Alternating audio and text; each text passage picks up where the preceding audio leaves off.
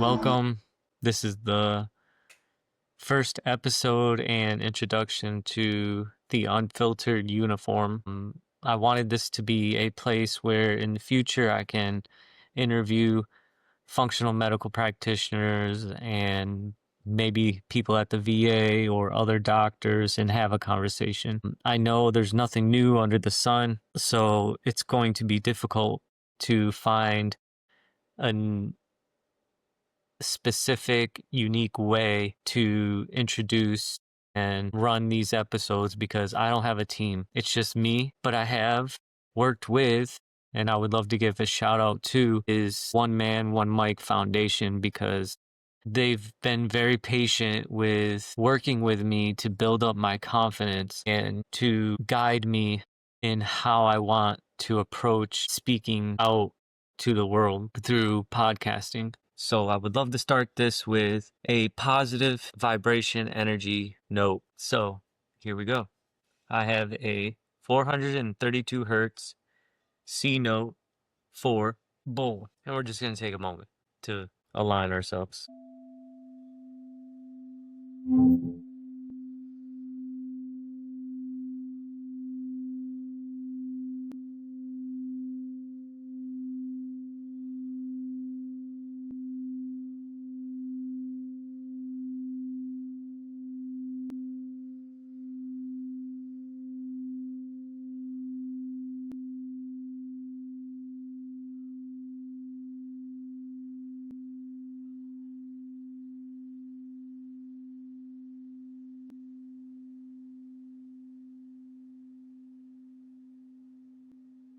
Now, I like to do that because it's to calm the nervous system, to get yourself aligned with positivity, because we know sometimes the statement of hurt people hurt people. And when you're drowning in pain, sometimes when we speak to others, we project and share that pain. That's something that I want to avoid doing with you guys. I will highlight certain trauma events, experiences, but we will quickly advert to solutions and how to find and gain that light in our existence, in our reality. So with that being said, I would love to read something to you guys that I worked on and created. All right. The unnamed veteran lived at 100 miles an hour, standing still. His mind was a crowded room of shouting voices, obligations, bills, the crushing weight of being a provider, the echoes of Iraq. He was looking for a sign. He was waiting for the lightning strike of clarity to tell him how to fix the chaos. And then the universe answered with a sense of humor darker than his own. The lightning didn't hit him with an idea. It hit his car. A jagged bolt of electricity arc welded the atmosphere just yards from his bedroom window, frying the vehicle's electronics and leaving it dead in the driveway. Silence followed. For a man who used to armor, whether it was Kevlar in 2008 or the metal cage of his car in 2023, this felt like nakedness. He was stranded. The chaos stopped because the engine wouldn't start. He had no choice. To get bread, to get air, to get out, he had to step onto a small e-scooter, and he had to walk. At first, he hated the slowness, but as the weeks dragged on, the Florida sun began to bake the tension out of his shoulders. Forced out of the air conditioning into the light, he noticed things the windshield had blocked out. The smell of the salt air, the way the light hit the intercoastal, the rhythm of his own breath. He wasn't racing to a destination anymore. He was present in the journey. And that slowness, the noise in his head quieted enough for the old urge to return, create. He didn't have a gallery. He didn't have a publisher. He had a laptop, some canvas, and a heart that he had broken open enough to let the light in. He realized that value wasn't in the bank account. It was in the exchange of trust. He looked at the people who had stood by him, the few who offered a when the car died. The ones who saw him not as a disabled vet, but as a man. He couldn't pay them back in cash, so he paid them in soul. He started writing poetry that didn't hide the scars, but used them as maps. He created digital art that looked like Basquiat met a spiritual awakening. Chaotic, raw, but ultimately loving. He decided to hack the system. Instead of selling, he gave. He surprised a friend with a piece that captured a dream. He wrote a story for a stranger that made them feel less alone. He realized that a tangible gift made with special intent was a weapon against the numbness of society. He stopped trying to solve the puzzle of who I am and just started being the solution for others. He realized the lightning strike wasn't a disaster, it was a reset button. It burned away the distractions so he could see the canvas. He wasn't the labels the VA gave him. He wasn't the bills on the counter. He was the guy on the scooter with the wind in his beard and a poem in his pocket, looking for a heart to melt. He stood in front of the mirror, the ghost of the unnamed veteran, fading away to reveal the man who had been there all along. My name is Michael Vassalero. I am the artist, I am the writer, and I am just getting started. So I hope you guys enjoyed that. Been running through so many options and scenarios and openings and introductions and trying to find the right one. I just keep tripping over, and it just kept prolonging the initiative to just do, because we want to strive for perfection, but when you really don't know where you're going, it's kind of hard to stay within certain boundaries, which is, on the flip side, is good, right? Because then we're not confined, which means we can go any direction, which means we have more movement and we can go in any direction. That is freedom. That is pretty cool, right? I've been wrestling with a heavy question lately. It's something I think about every time I pick up the microphone or the paintbrush. We've all heard the saying, hurt people, hurt people. Misery loves company, right? So I asked myself, by sharing my story, by talking about the chaos, the trauma, the lightning strike that struck my car and left me stranded, am I just highlighting the darkness? Am I inviting you to sit in the mud with me? But then I realized something. If I sat here and told you everything is fine, just think positive, it'll all work out, I would be a liar. And if there is one thing other veterans or other people, right? We see the chaos in our society. You don't even have to be a veteran anymore to experience the chaos. And if we talk about real death, the real end of a lot of veteran stories is the internal threat, the physical and mental invisible wounds that are killing more of our soldiers, more of our veterans, is the same darkness, the same threat that you, anybody at home, is also facing, right? The early death, the cancer, the illness, the drugs. This is killing more people than the battlefield. So if anything, we have more in common than we do separation. So as I go through my podcast and get more into it, you will see I will start talking less about veterans by putting a label on them, focusing on them as a human, as a person, right? Because when we take that person and label them or categorize them by being a veteran, we're kind of saying that we experience a bigger threat or more death than the average person, and that's not true. Because if we're talking about healing and we're talking about solutions, then we should include everybody in society, right? Because if I come home and I have a whole community around me of people, whether it be family, whether it be the community outside, whether it be the organizations, all these people, right? If they all had the solution, if they all knew how to seek the light and heal, then it would be that much easier for me to offer those solutions and be guided to the light and to the healing. You can be hurting so bad that you become the bad guy in trying to get someone's attention or someone's assistance. Because in the world of invisible wounds, if people can't just look at you and immediately see your disabilities, then they immediately start putting up walls and judgments and expectations. And there's been times where, embarrassing as it is to admit, where you become so overwhelmed with the mental, physical pain, especially when your head feels like it's like pressure and you can't think of words to say, that you get that emotional overdrive of wanting to scream or cry and you don't know which one to do. So you're stuck in the middle of it.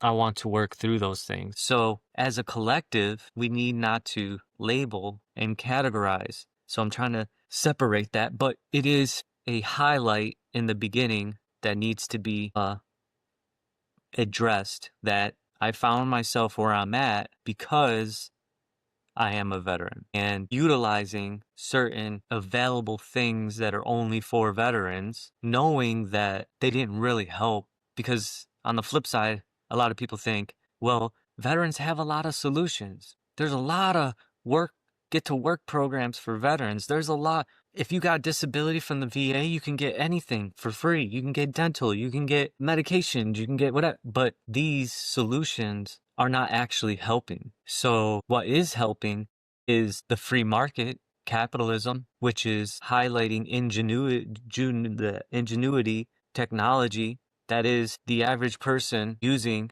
their creative mind to offer a alternate idea, an alternate technology solution that has more promise and more visually convincing evidence of helping people. So I want to shine a light on that. My personal experience, where you can take the time as a veteran that you may be given through gaining disability and say, okay, I have my full disability. Am I going to sit back and watch sports and hang out and drink at the VFW and say that that was like my ultimate goal and that's it for my life? Or am I going to try to seek as many options, solutions that there may be to cope, to manage, and to gain that belief that you can get better or you can heal yourself? You may never reach full healing, but if you can gain the belief and the purpose and the goal to heal, somewhere along the way, you find coping and managing. In doing so, what I've experienced is that you can spend a lot of time to learn about coping and management and healing methods, therapies, supplements, nutrition, meditation, red light therapy, sauna, exercise, all these things. I want to talk about that with other veterans who may be experiencing the same thing, believing that what is offered to me for free at the VA would help me when there's no evidence to show that, when the overwhelming evidence is loss of hope, trash reputation, veterans still dying and killing themselves. So when you see that, that doesn't help you have a strong sense of hope to utilize what is given free. You cannot lead someone out of the dark unless you are willing to enter the dark to get them. Think of it like functional medicine. You can't heal a sick body by pretending the toxin isn't there. You have to identify the root cause, and you have to face the inflammation and then apply the remedy. That is what I'm doing here. We aren't here to wallow in the victimhood. We are here to practice alchemy. We are taking the heavy lead of our past, the wars, the struggles, the burnout electronics of our lives, right? That is a profound statement, right? The struggles, the burnout electronics of our lives. I'm laughing because when you start learning about the human body, how elements, iron, magnesium, we are made of elements and we have electrical signals. So even though we are in a way organic, we are still made of these elements that are running on electronics, an electronic signal. But we also depend on a lot of electronics to function and find comfort and stability in our life through electronics, transportation, and computers for communication, cameras. So it's just kind of funny to me, right? The burnout of electronics, because you could become physically burnt out by having racing thoughts that uses energy, the energy to digest, to calm that electrical system to a point where it can function better and utilize energy more resourcefully.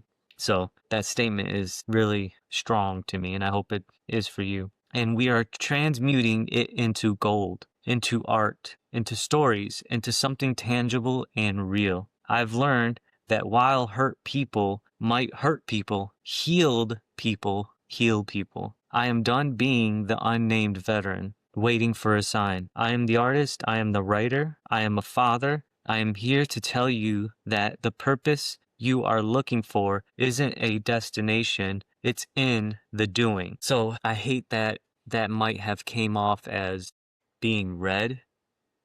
The dark side of that is that admitting that I struggle staying on topic. I struggle with a lot of things, but I'm not going to let that prevent me from doing, because I would be pretending if I put up an act. And how long is it going to take me to memorize and to practice? And at a certain point, I have to say, well, I'm tired of waiting. I'm tired of practicing.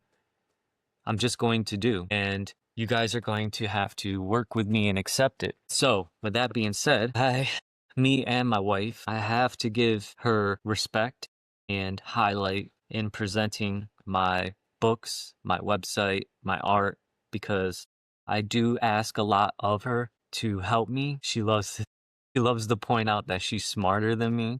So I like to dig that out of her and ask her and beg her, like, can you help me? Can you read this? Can you take a look at this? And I really ask her sometimes to look at it and be honest from an outside perspective. I don't want her, she knows that, I don't want her to just be a yes sir, a follower, a praiser, and say, wow, that was really good, when it's not. Or what did you get from what I'm saying? What did you get from looking at my art? And give me real feedback from an outside point of view. So she really helps me. She really does. So anyways, somewhere along my podcast, each episode, whether it be the end, the middle, just depending on where it falls, I'm going to read a poem to you guys that I have written, and you guys can check out my website or the links to purchase these poems. There's 80 poems, a 200-page book, which is one single PDF, or we split it into part 1, part 2 with 40 poems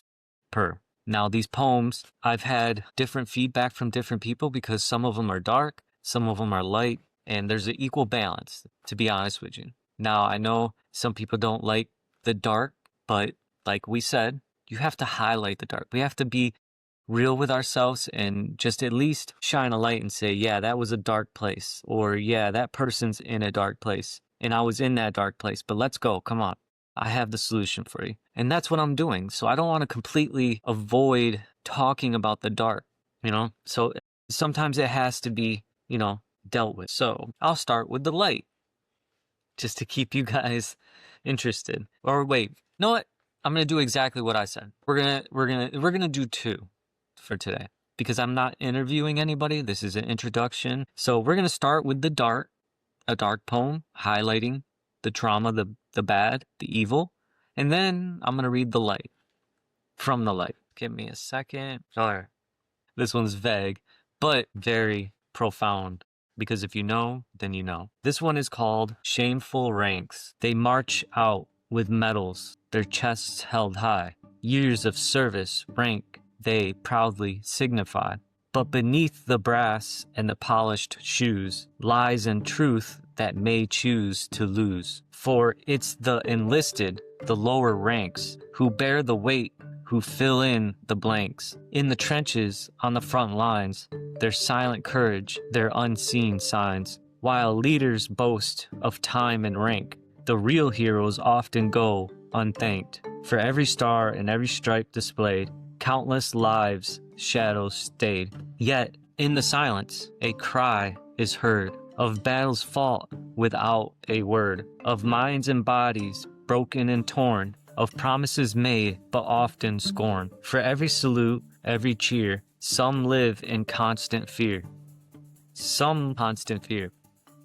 Of memories that haunt, of pain that stays, of nights that blend into endless days. And as the numbers rise, a solemn toll of suicides and illness that take their toll. We must question, we must see the failures in their legacy. For leadership is more than rank and file. It's about the hearts, the unseen mile. It's about protecting those who serve, giving them honor they truly deserve. So let us remember, let us not forget, the silent ranks, the unspoken debt. For in their shadows true valor lies, in their sacrifice our freedom flies. To boast of rank and time is a shame, a failure to protect a tarnished name. For domestic enemies use and abuse, and uninformed leaders let them choose. Hang your head, for you failed to see the actual cost of your legacy. For leadership is more than just a game. It's about shielding those who bear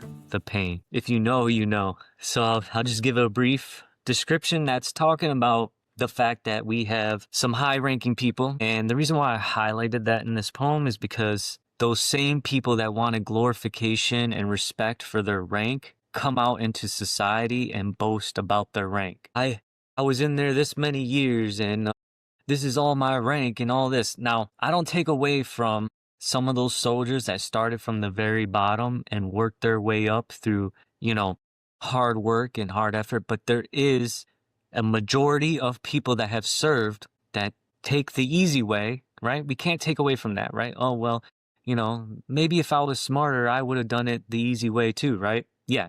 But if you take the easy way, don't forget all those soldiers that you stepped on, all those soldiers that you used in order to gain that rank. Don't forget about them. And in doing so, understand and practice the responsibility of that rank. If I am in custody of you and I have to follow your orders, then I expect you to lead me into the light. I expect you to lead me into the solution, right? If we face a mission, if we face an enemy, internal or foreign, I expect you as a leader to give me all the tools I need to make it out. And if we talk about all the invisible wounds and all the, the domestic enemy from within, whether that be your own mind, the ranks, the government, the family, we need to point a finger at those and say, you're responsible. You should have told me. You should have gave me the solution. You wanted that rank. You wanted that respect. You take responsibility, So it is what it is. Don't be fooled that some of these men with some of this high rank are not good people because they gain the rank through being a good person. We know that some of that rank has been gained by stepping on others and not taking full responsibility, right? So with that being said, here's the light. It's called Packed with Info. So what I did was I took a bucket full of solutions and turned it into a single poem. In daily practice, I find my way through frequencies that heal each day. 852 hertz, 528 hertz, 369, 741 hertz, positive vibes align. Remove, repair, rebalance, renew. Change the gut, change the mind, thoughts anew. Tao's embrace, love, gentle dance. Hugs for oxytocin, a healing chance. Meditation, vibrations, forgiveness in sight. Gratitude, positivity, hope shining bright. Just keep walking, don't stop, walk more. Supplements support health to restore. CA, MCT, CBD, THC's blend. D3, K2, iodine to mend. Thermal neutrality, a balanced state. I am, affirmations, destiny, create. Healed and rich, breathing with glee. 8 hours of sleep, recovery's friend. Reading wisdom, knowledge to extend. We lived life in young forever to start. Lies my doctor told me, truth in part. Toxic superfoods and no pain, no gain. Virus of the mind, freeing the brain. Good energy and gut check. Read. Change your thoughts, change your life. Leads. The Silva mind control method. Explored. The power of intention. Adored. Understanding the heart. Food fix found. Life force guides wellness all around. Routine change. Lifestyles refined. Qualities improved. Actions aligned. Demand respect, support, and understanding shown. Keep it simple, organic, raw on its own. Slip-ups happen. Just fast and walk. Consistency is key. Let actions talk. Microwaves, EMFs, a heavy metal, evade. Filter water pure, health upgrade. No alcohol, mushrooms or repair. Bath salts, hot cold showers, and essential oils care. Organic cleaning, Kenjan water's gift. Hydrogen water, a helpful lift. Test for hormones, blood panels done. Magnesium, silver, and honey for everyone. Salts, fats, and meats to consume. Parasite cleanse, mitacue to resume. Art, writing, and talk therapies engage. Cutting off toxicity, turning the page. Dark chocolate, moderation's role. Crystals hold and emit energy's goal. Rupa health, functional medicine's path. EE system, squalor waves, therapeutic bath. Red light therapy, sauna time. Grounding feet, sunset, sublime. Lifestyle transformed, qualities take flight. In health and wellness, shining bright. And then I have some illustrations to go along with the poem. Again, this book is available in part 1 or part 2, or you can purchase the whole PDF. And then you guys, also, my wife was like, well, we have to use this app and we have to use that app because I like to track my sympathetic nervous system, my sleep, and then I have all the supplements, and then we have functional medicine testing and doctors, which cost money, shower filters that the VA won't provide or pay for, all of these things that help and utilize. And my wife a few times was like, that would be cool if we could have an organization to bridge that gap and offer these things and this and that. And I was like, yeah, but at the same time, with our experience with veteran organizations in general, is we know that they're really playing God and they're playing middleman, right? Like all of us veterans got to go, thank you, please help me, please. And then they have to sort through these stories and these applications, and then they got to pick and choose, okay, maybe we'll help this veteran, but maybe we'll help that one. And it's all by chance, and then we can only help so many because we only have so much funding, but then a certain percentage of that money being donated goes into their own pocket because they still have to pay themselves and make a salary and, just the chaos. And I'm like, I don't think I can handle that, right? With my wife, we have developed a website, and she's really been helping me with like functionality, pricing, purpose, spelling or wording, overall just helping me mold an idea that we both had that could reward veterans for their participation in making better choices, because everything that I just talked about wasn't just given to me. A doctor at the VA didn't just give me a list. A group did not thoroughly explain or lead the way. This is everything that I've been doing at home on my own. So my wife also being a participant in that by doing everything possible that she can to make sure that I have the things I need to cope, the supplements, getting to sleep on time, having healthier or cleaner hygiene stuff and house cleaning stuff, water filters for the showers, things like that. And she mentioned a couple times that it would be cool if we opened up an organization and we can help veterans in the way that I'm seeing that can help you and what's helping everyone else, and be that resource or at least be that bridge for veterans. That would be cool. So we put together this website, and I hope you guys will check it out. Biggest thing that I experienced was having someone to help advocate, communicate the things that you are going through, but the things that you need. So if a veteran was to apply and doesn't know how to advocate for himself or how to communicate and ask or present what they need or what they want, then that application could go unheard or unhelped.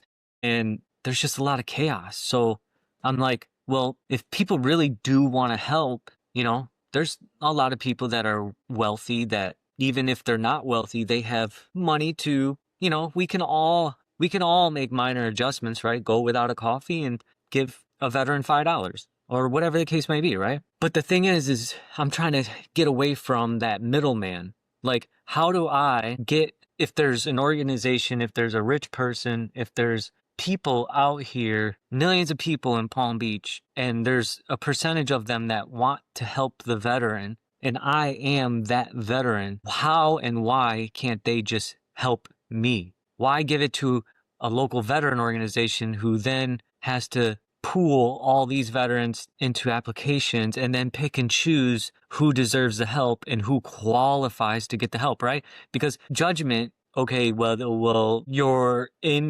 classism, racism, it's happening, but in other forms. You can take what you want from that, but this veteran doesn't need help because he has enough income. This veteran doesn't need help because he's a criminal. This veteran deserves the help. And it's just like, who are you? Who are you to say? Because I'm in that situation, right? My vehicle was hit by lightning and my wife does everything possible to get me the things I need to deal and cope with my symptoms, whether that be, headphones, listening to white noise and affirmations to get to sleep, whether that be hot and cold showers, whether that be supplements, whether that be whatever the case might be. But that's a cost that is coming out of our pocket that's not being provided for free, right? But if I go and ask the VA, the caseworker, and say, hey, I've been going out without a vehicle for 2-3 years now, I'm missing out on opportunities. There's art shows that I could be going to. There's art therapy. The art therapy at the Armory stopped getting funding, so that was the closest one that I could just ride my scooter there and make that sacrifice, 30 minutes on my scooter, get there, do art therapy, which was amazing because it gave me something to look forward to every week, and it gave me an objective, a purpose, some direction to deal with myself. And when they lost their funding, there's other programs, there's other places that aren't dependent on that funding from the VA, from the program, and it's 45 minutes away. It's so far away that it's not logical to pay for an Uber every week to have that money, right? Because then I'm spending money on Ubers and Lyfts just as much as if I was making a car payment. And I can't ride a scooter that takes 3 hours, 2 hours to get there and 2 hours to get home. That's not logical. So there's art therapy programs, there's alternative therapy programs, and I can cry and I can complain and I can throw fits and I can be the victim, but I'm not. I'm just turning the other cheek, focusing on what I can do and taking it day to day, right? But to get back to what I was saying about veteran organizations is the local veteran organization and the caseworkers say, well, according to your income, you make too much money. And me living a better lifestyle, so I'm not on Section 8, my food, my nutrition isn't coming from the food pantry, isn't coming from food stamps, and we're paying out of pocket for, that's a personal choice. Well, if you know about functional medicine, that's a medical necessity for me to cope, for me to be less toxic, but more productive. That's not a personal choice. That's a medical necessity. That's a medical obligation. And praise my wife for making that happen, but you're going to penalize me and say I make too much. But then when I go down the street to the car dealership, to these parking lots full of vehicles, and then they tell me, well, you need $10,000 for a down payment to get a vehicle size that I need, right? Because obviously I'm not going there getting the used small chickmunk car. Like I need an SUV. I want to replace the vehicle that I lost, right? I can show you that I made payments. I can show you that I can make the payments. I have the income. But because of credit or down payment, that door is locked for me. So what am I supposed to do? Go 6 months or a year eating out of the food pantry increase my inflammation and my exacerbations of my problems in order to obtain something materialistic? No, I'm not lowering my quality of life. I'm not lowering my ability to cope and manage just to put money in someone else's pocket for a materialistic thing. So I embrace the struggle. When it comes, it comes. When the opportunity comes, it'll come.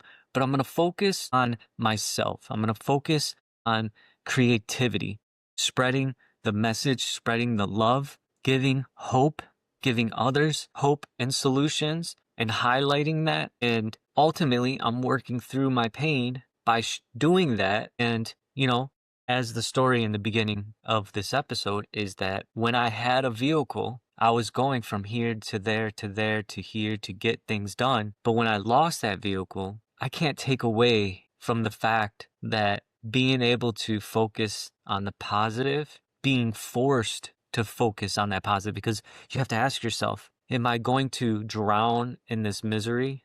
I am angry every day that I don't have a vehicle. I didn't ask for that to happen. I didn't cause it to happen. I wasn't doing anything it was an act of God, right? That's all I could say. But then to be forced to walk, to get into the sunlight, into the fresh air, and while I'm walking and while I'm in the fresh air and in the sunlight, it's so profound. And then I'm telling myself, and I'm like, wow, at this point, even if I get a vehicle, I'm going to use it to travel to visit family. I'm going to use it to get to the therapies that are further away, but I am never going to stop walking.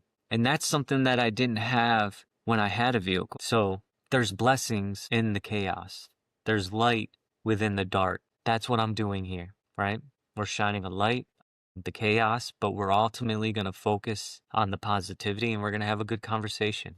And we're going to hopefully do interviews that offer real life solutions. So to put an end to this episode it would be great if you checked out the website, because the website doesn't touch on any of it gives you the ability to reflect on the darkness, but the whole functionality and purpose of the website is to highlight solutions and give the veteran the purpose and the reward for practicing actions that lead to the light, and give veterans, or even anybody, you don't have to be a veteran to use the website, but to give them direct assistance, right? So I am the veteran. I need the help. I'm offering something, and you can help me. There is no middleman. So I hope you guys enjoyed that. Again, I'm looking forward to having conversations about experiences at the VA, experiences in the military, sharing stories until I can interview or invite someone onto the show. I will be just picking a topic and a poem, and that'll be the next episode. So I hope you guys tune in.